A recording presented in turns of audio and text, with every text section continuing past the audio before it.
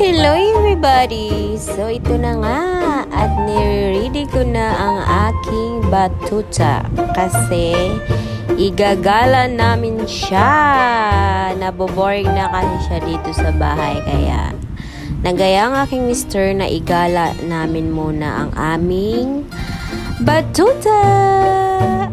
Excited talaga to siya na lumabas kasi ilang months na to na hindi namin ginagala.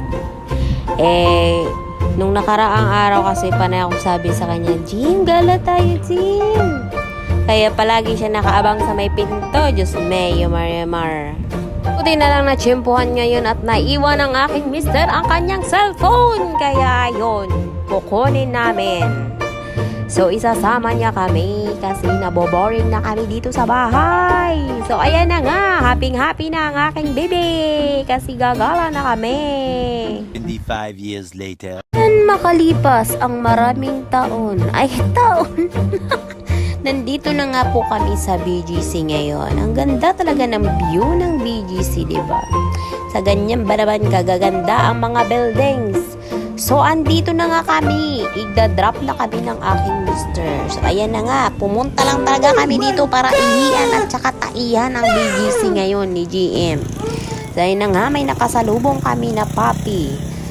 Inaaway niya, guys. Dismay. Marimar tong aking alaga.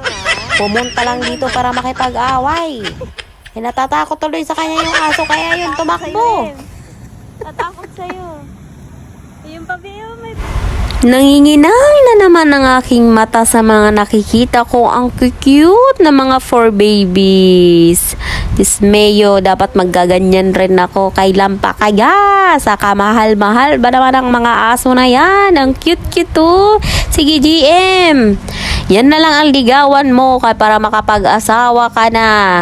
Higit iuwi na natin yan. Ang cute, super. So, ayan na nga at pauwi na kami kasi nakuha na ng aking mister ang kanyang phone. So, uwian na. Ay, ang sarap talaga magtambay dito sa BGC. Sa ganyan ba naman kagaganda ang nakikita mo every night, diba? Tanggal stress talaga.